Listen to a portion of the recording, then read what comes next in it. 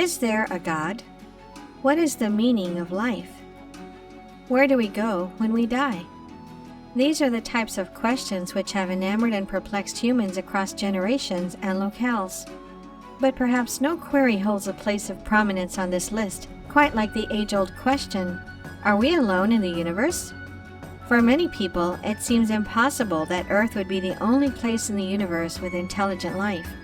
Just think about it. There may be more Earth-like planets out there than grains of sand on our entire planet.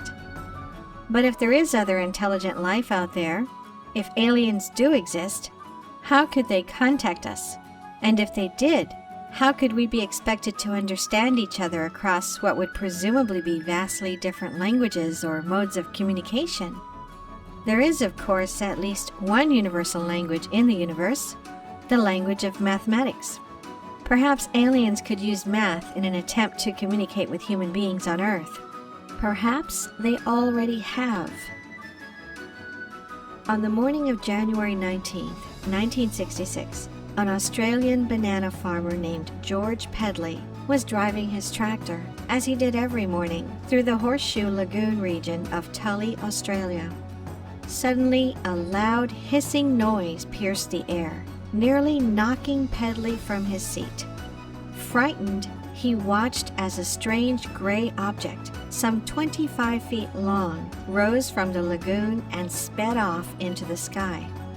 Examining the area from which the object had appeared, Pedley found a circle of flattened reeds he described as a nest. Oddly, the reeds were not simply bent over, but physically uprooted from the lagoon, somehow floating on the surface of the water in a swirling mat. The next day, Pedley brought the police to the site to show them what he'd found. In no time, the local press had taken note of the story. Sightseers and curious onlookers flocked to the area, discovering as they did a number of similar nests scattered throughout the lagoon. The mystery would go unexplained, even though the Royal Australian Air Force noted that during inquiries, a number of local residents stated that the reported nests are fairly common during the onset of the wet season. Incredibly, this story was not even the most bizarre of its kind in Australia that year. Months later, over 200 staff and students at a high school in Melbourne witnessed a large disc about twice the size of a car, not entirely dissimilar to that described by Pedley, flying through the sky outside their school in the middle of the day. Before flying off and disappearing into the horizon, the disc landed on the ground in the distance. When students ran to the spot, they found a large circle of flattened and twisted grass, what Pedley may have described as a nest. More bizarre, though, was what happened in the days and weeks that followed the incident. According to witnesses, the area where the disc had landed was immediately cordoned off by the military. Many students were visited by men in black suits who warned them against speaking about the incident. In fact, the school's headmaster was apparently so scared and disturbed that he told students they would be severely punished, and staff that they would be fired if they talked about the incident at all. Even the local media's footage covering the story has mysteriously disappeared from their archives. If there was a cover-up, it worked. The story faded from memory, and the world went on, pleasantly unaware of Australia's mysterious nests. That is, until the late 1970s, when a series of strange circular patterns started to appear in farmers' fields across the countryside in England, eerily similar to those in Australia a decade before. These mysterious crop circles, as they came to be known, appeared overnight, oftentimes spanning many hundreds of feet in diameter. Shocking and inexplicable as they were, this was not the first time they had been seen on Earth.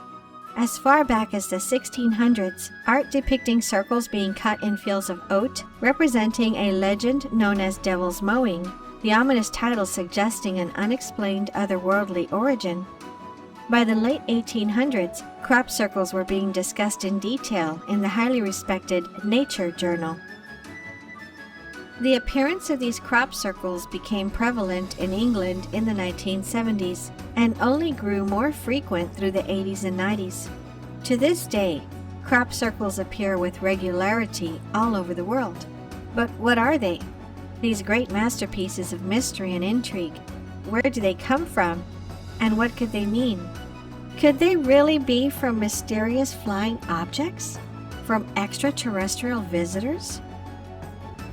At first, scientists tried to explain the formation of crop circles as the result of unusual wind patterns. Several scientists even suggested they were a result of the particularly vigorous sexual activity of hedgehogs. Then in 1991, an answer presented itself. It was all a hoax. Two men, Doug Bauer and his co-conspirator Dave Chorley, colloquially known as Doug and Dave, came forward and revealed that, in what started as a drunken prank, they had been the ones creating crop circles.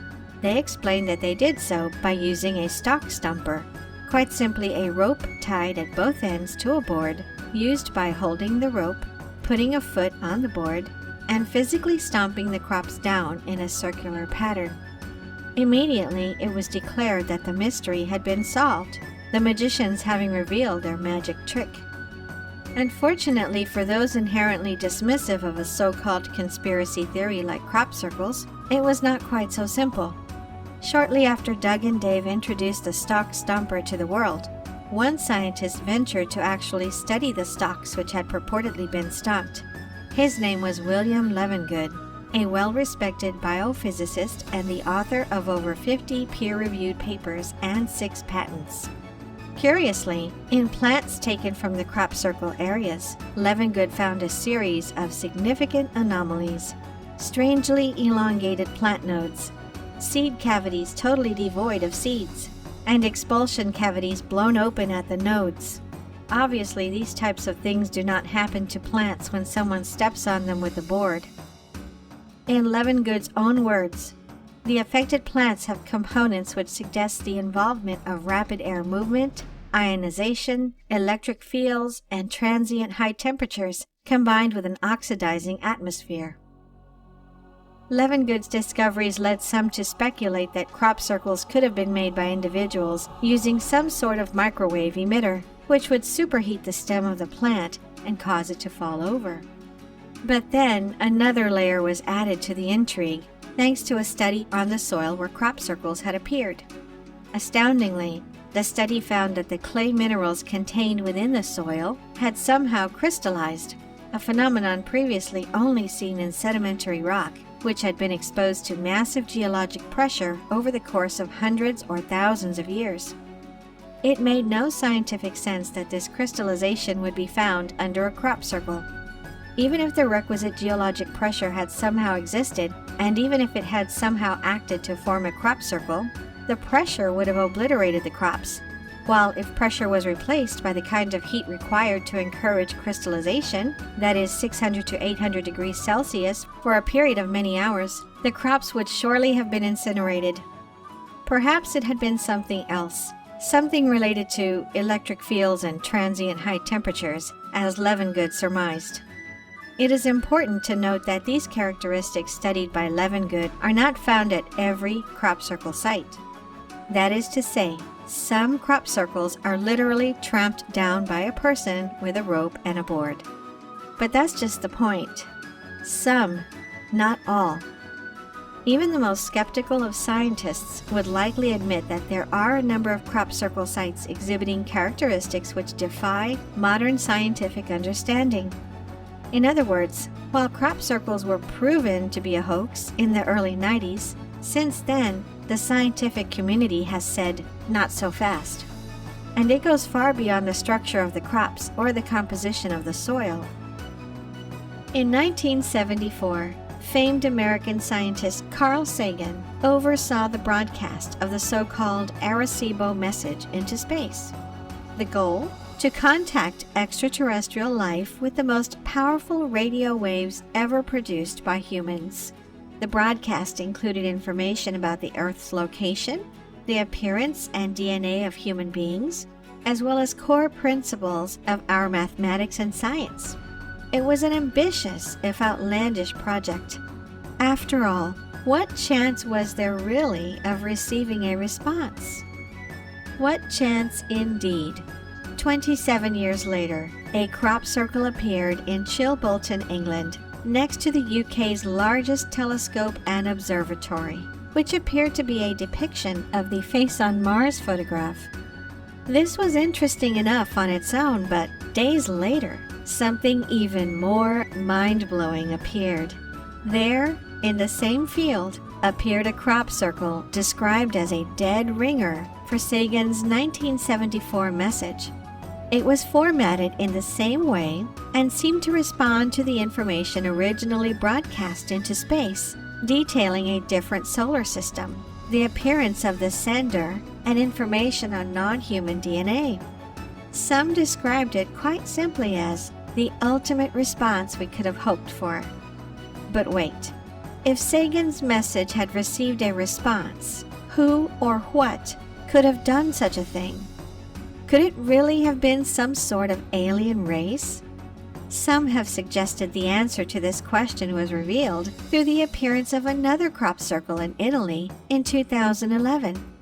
There in the small town of Porino, a crop circle emerged which depicted a seven-pointed star. Contained in the design was a code which seemed to identify its creator as somebody named Enki. This is not a random or inconsequential name. Enki is the name of an ancient Sumerian god, a precursor to Aquarius. More importantly, Enki was, according to some, the leader of an ancient group of aliens called the Anunnaki, who visited Earth long ago. Thinkers like Zecharia Sitchin and Eric von Daniken have asserted that these Anunnaki colonized Earth some 500,000 years ago, genetically engineering human beings as a slave race. Perhaps it is the Anunnaki who are now contacting humans, announcing through crop circles the impending return of Enki. As Sitchin has stated, the zodiacal cycle returns to exactly the same spot every 25,920 years. So, we are now leaving the age of Pisces. Enki was the prototype god of Aquarius. Whether this means that it is all going to happen again, that Enki is coming back, I don't know. There are a lot of signaling and signs that all point in that direction. If human beings were enslaved by the Anunnaki before, then why not again? However, there is another side to the story, another angle to the Anunnaki legend. Many believe that this alien race has in the past provided humans with advanced technology and knowledge, that this in fact explains seemingly impossible structures like the pyramids or Stonehenge. With this in mind, look again at the seven-pointed star crop circle, which appeared in Italy. As researcher Michael Lee Hill pointed out, in the world of geometry and frequency, a seven-pointed star is crucially related to 432 Hz. Consider a cymatic image of a frequency exactly 4 octaves below 432 Hz appears as a seven-pointed star, identical to that found in Italy. Significantly, 432 Hz is known as the magic number, the natural frequency of the universe. Because of this, it has been suggested that the appearance of a seven-pointed star crop circle is a coded message. But what sort of coded message?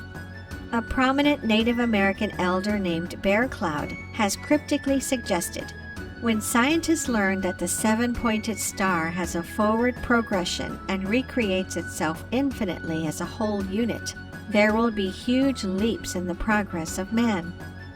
Meanwhile, Hill's research into the Italian crop circle produced a more concise message. Somebody is trying to tell us something. If I had to guess, it's to show that 432 Hz equals energy. Italy was not the first, nor the last time it appeared that somebody was trying to tell us something through crop circles. In fact, some would say that over the years, crop circles have revealed many secrets. In the mid-afternoon on July 7, 1996, a commercial pilot was flying his normal route over the Stonehenge Monument in Wiltshire, England. This was not an unusual occurrence. Many companies offer aerial tours of Stonehenge to tourists. The pilot reached his destination and turned around, passing the same spot about 45 minutes later. What he saw stunned him. There, in the field, directly across the highway from Stonehenge, was a huge centipede-like geometric pattern, dozens individual circles, which had not been there when he had flown over less than an hour prior. How is this possible, he wondered. Stonehenge security was on duty 24/7, and tourists were everywhere.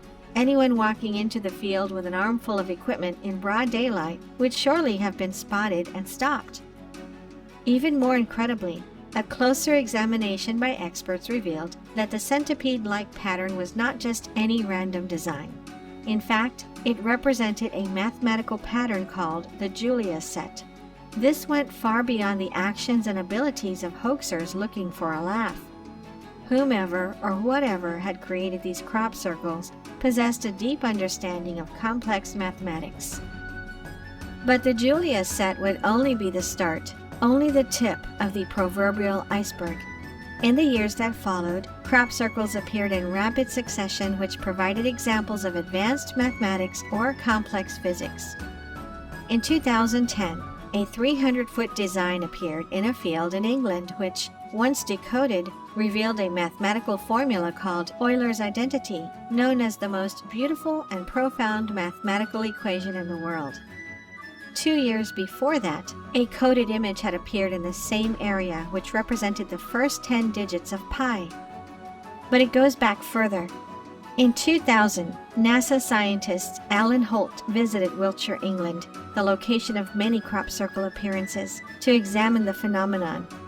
Tongue planted firmly in cheek, Holt put out the thought in a crop picture, somewhat as a test, but really a request, that he would like to see a crop pictogram appear, which could provide some insight into the direction he should pursue in his advanced transport and field physics research activities.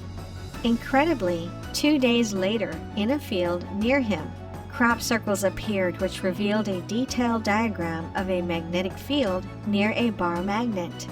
Ask and ye shall receive, it appeared. In fact, between 1997 and 2009, no less than 5 crop circle appearances showed complex diagrams of twisted vortexes representing the side and top views of a magnetic field, while others displayed mechanical routers or the field lines of an electric charge. Then, crop circles appeared which revealed detailed blueprints for magnetic motors. What could this possibly mean, this continued appearance of complex mathematics and electromagnetic diagrams in crop circles around the world? For centuries, human scientists have suggested reaching out to intelligent life in the universe through mathematics.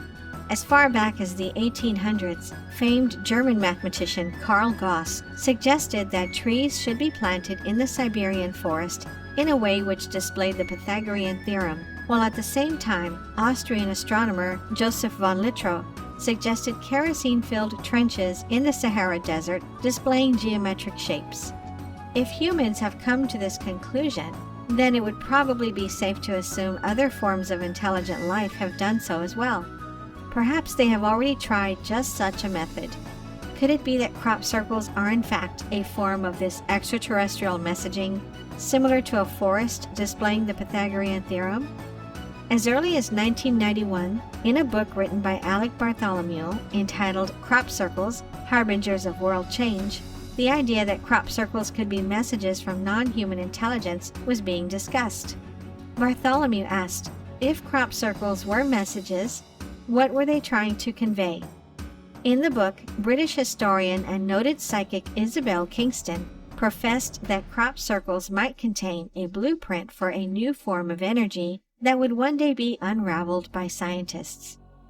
It may have seemed far-fetched at the time, but after decades of increasingly complex mathematical patterns and electromagnetic diagrams appearing in crop circles, there are many who now believe Bartholomew and Kingston may have been onto something. Some assert that crop circles are extraterrestrial messages to humanity, blueprints for new futuristic technology designed to help humans move to the next level of their existence. That hidden within the diagrams of magnetic fields and motors are the secrets to a new form of unlimited energy. A particularly poignant example of this may have come in 2011 when a crop circle revealed the designs for a magnetic flywheel invented by self-taught American engineer Ed Leedskalnin way back before World War II. Leedskalnin and his flywheel would have been a totally unremarkable reference, but for the fact that he was the creator of Coral Castle, a monument in Florida made of over 1,000 tons of coral. Little is known about how Leedskalnin constructed this monument. Apparently he did it by himself and in the dead of night. When asked for an explanation, he said, "I understand the laws of weight and leverage and know the secrets of people who built the pyramids at Giza in Egypt long ago." With this cryptic answer, the speculation became that Leedskalnin had used some sort of magnetic levitating device to move the stone.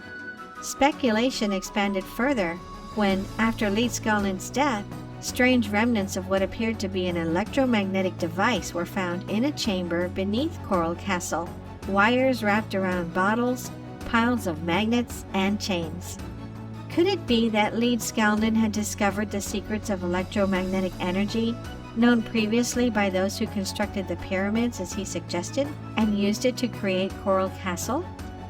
And if so, is it possible a diagram for his magnetic wheel appeared as a crop circle to draw attention to this fact? Similar questions can be asked of the many other examples over the past few decades of crop circles revealing magnetic motors and diagrams. In fact, they are being asked.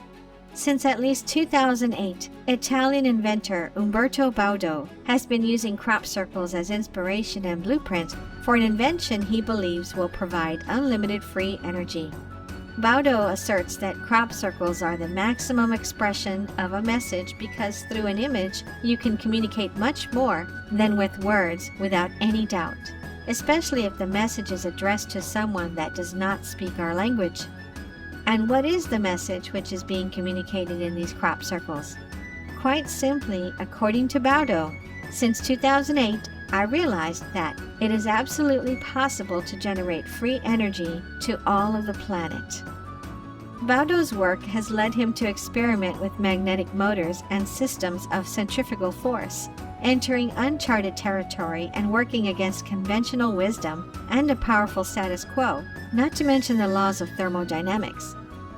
In 2012, at a small meeting in Modena, Italy, Baudo said, "Crop circles. The media and science treat this phenomenon subtly, but it is of great importance for humanity. Only those who study it seriously can understand that it is not a joke. After long and exhausting study, I can demonstrate that many of these crop patterns are not man-made. Since the beginning of my research, I noticed there were technical drawings which show us new ways to produce free energy. I have been trying to reproduce those patterns for a long time, using permanent magnets with no result. Then I realized a new way to develop those mechanisms, and I will show you how they work with the help of a simulator." What he would show were complex systems based on diagrams obtained from crop circles, which used centrifugal force. Baudo tested these systems using computer simulations, which allowed him to rotate shapes at high speed and examine what happened to energy generation, both with and without the variables of gravity, magnets, springs, and chains. He asserts he has created a model which continues to build momentum even after the engine is turned off. Unlimited energy. In his own words, "The main key to understand it is fundamentally one: the centrifugal force." Just like that. As we move into the third decade of the 21st century, it is far from just Umberto Baudo who is working on something like this. Across the world, scientists and inventors are working with the complex diagrams seen in crop circles in pursuit of free energy, futuristic transportation, and more. Of course, many questions still remain. Why, with such seemingly incredible potential, are the messages contained in crop circles mostly ignored? The circles themselves portrayed in mainstream popular culture as elaborate hoaxes? One answer to this question can perhaps be found by examining who stands to lose the most with the discovery of a source of unlimited free energy. Oil and gas companies, the industrial juggernauts which control the global economy. But, economics aside, it must be asked, if science agrees that some crop circles can't be explained by any earthly phenomenon, then where did they come from? If they are some sort of extraterrestrial messages, then what are they trying to say? And just what might these messages allow us to achieve? Thank you for watching. If you enjoyed the video, please hit the like button, and if you're new, hit subscribe and the bell next to it for future notifications.